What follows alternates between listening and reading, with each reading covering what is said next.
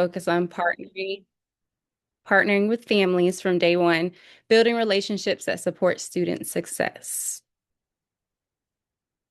So, our objectives for our time together today will be to kind of make some plans to intentionally give some opportunities to engage families through ongoing collaboration and two-way communication, and to identify strategies that are aligned with NACES, the National Association for the Education of Young Children, their developmentally appropriate practices, engaging in reciprocal partnerships with families and fostering community connections for building trusting, respectful relationships with families.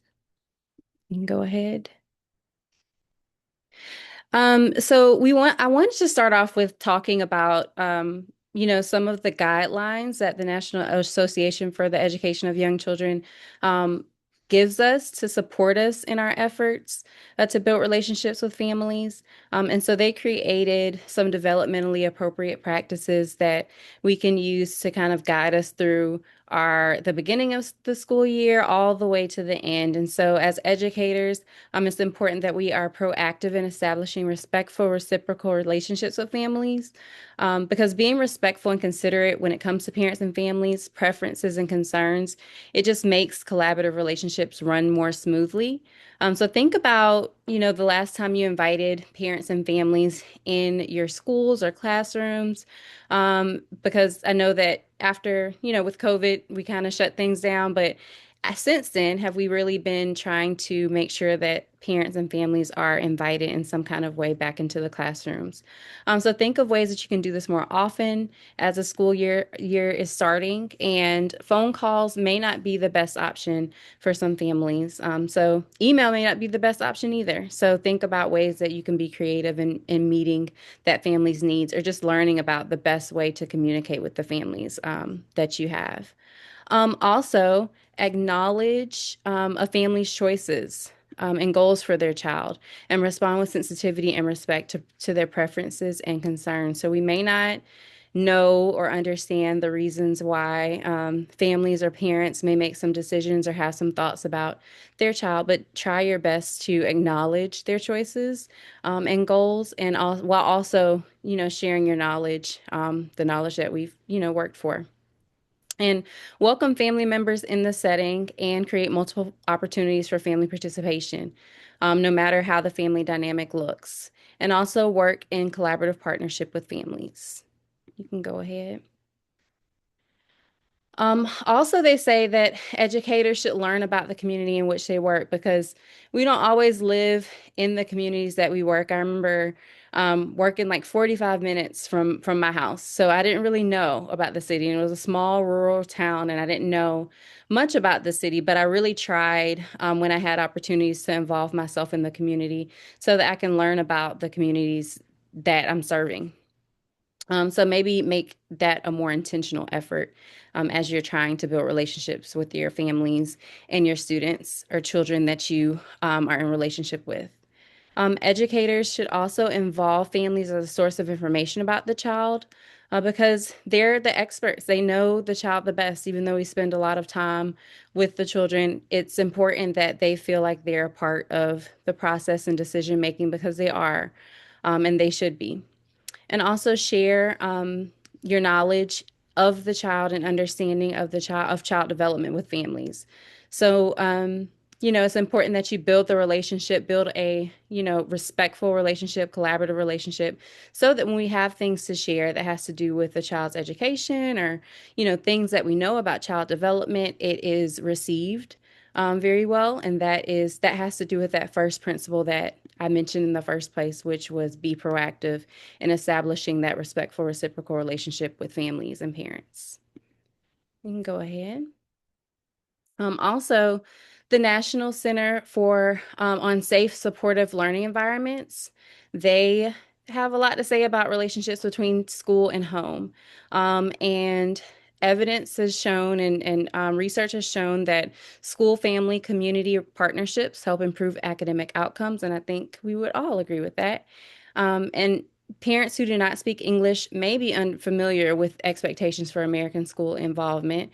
And so just make sure, as we are dealing with families and parents, that we don't that we give other people, other families who may not be acclimated to how we do things in America, make sure that we are being respectful and thoughtful of the changes that they may or may not understand or have experienced. So just have some grace for them as well.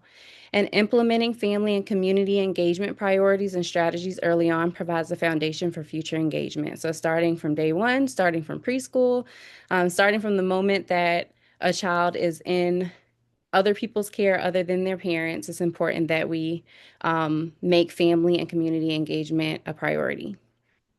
You can go ahead. Also, the U.S. Department of Health and Human Services, they released a policy statement on family engagement. And it says that family engagement is integral, not supplemental. And so, of course, we have a duty to educate young children and make sure that they are educated well. But family engagement is not like the icing on the cake, it's like the eggs in the cake. And so make sure that you are, working hard to make sure that families and parents are engaged. And strong family engagement equals positive child outcomes, family outcomes, and professional outcomes. And that really means a lot to me because it supports everyone. So strong family engagement does not only support the family, it supports us as professionals as well. So as we are moving on throughout the year, make sure that we are keeping that at the forefront of our thoughts. You can go ahead.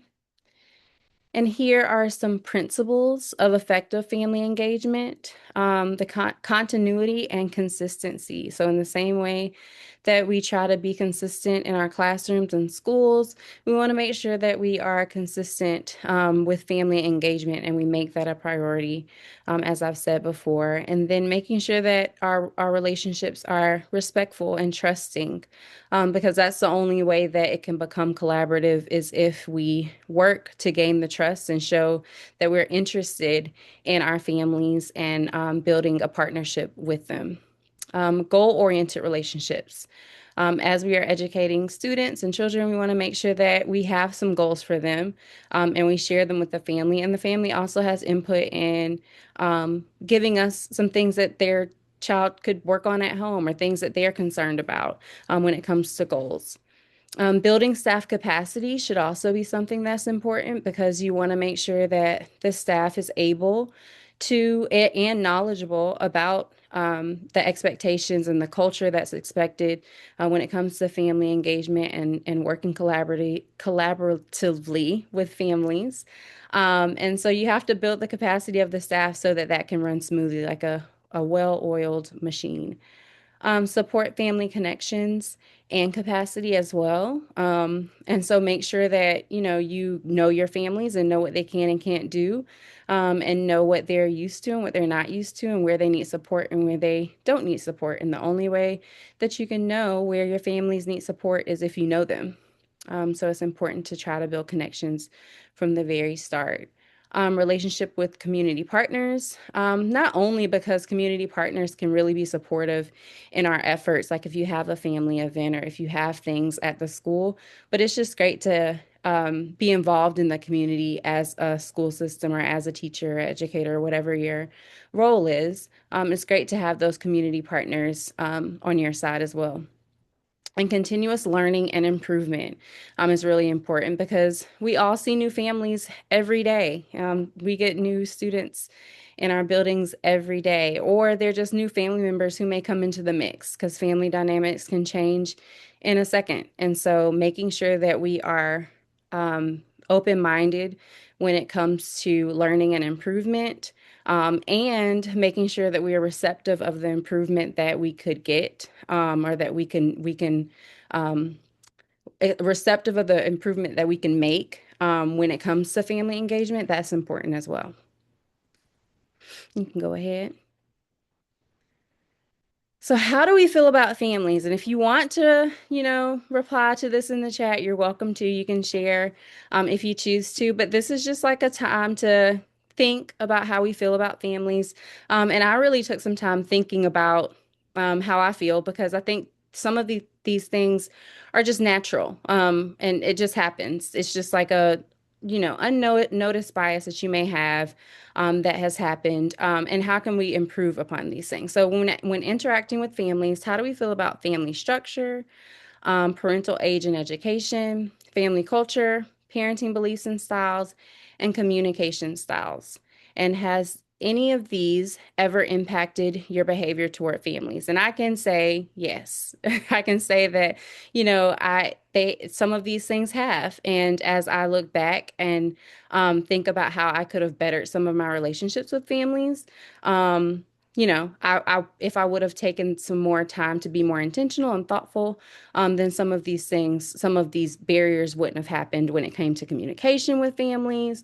Like maybe a mom works really late at night and she's a single parent, and I'm trying to get in touch with her, but in my mind, she's ignoring me, but she's not really ignoring me. She's just really, really tired and she has a lot on her plate. And so I can say that it's happened to me, but as we are going throughout the year and as we're continuing on, just be a little bit more thoughtful when it comes to situations like that, because it can really help build a relationship if you're more thoughtful. All right, we can go ahead. So let's remove the barriers, and that's how we can kind of improve upon our practices and make for a more successful year in building relationships with parents and families because everybody can grow. And so, to remove the barriers, the South Carolina Department of Education, they provided some great support for removing some barriers and building relationships with parents and families. Um, they said that if we provide all communication in the family's home language, of course, that will be more supportive and remove some of the barriers. They also say that providing appropriate interpreters as needed will remove some of the barriers. Offering frequent opportunities to build trust and relationships. So that would mean like being more intentional, maybe looking at the calendar and figuring out what days we can get parents in the building, or what can we do to make let parents understand that maybe you have an open door policy and nobody really uses the open door. How can we be more intentional with letting parents understand that it is a true open door policy and you can come whenever you choose to? Or if you don't have an open door policy, how can we be more intentional with using our days and some time so that parents and families know when it's okay to come and talk or to come and visit? Um, and recognizing behavior as communication. So understanding that some of the things that we see, because behavior is communication, even with adults, we talk about it with children a lot, that how behavior is communication, but even with adults, our behavior is communication. I communicate a lot with my behavior. So that is still true with adults and parents and families. And we can go ahead. And that is all I have today. I am with South Carolina Partnerships for Inclusion. You can stay connected with us. We have all of the socials. We have an Instagram, Facebook, X, YouTube, LinkedIn. We also have a newsletter that you can subscribe to. Our email address is there if you'd like to contact us. And if you have any questions, now is the time. You can let me know. Comments, you're welcome to. But if not, that is all I have.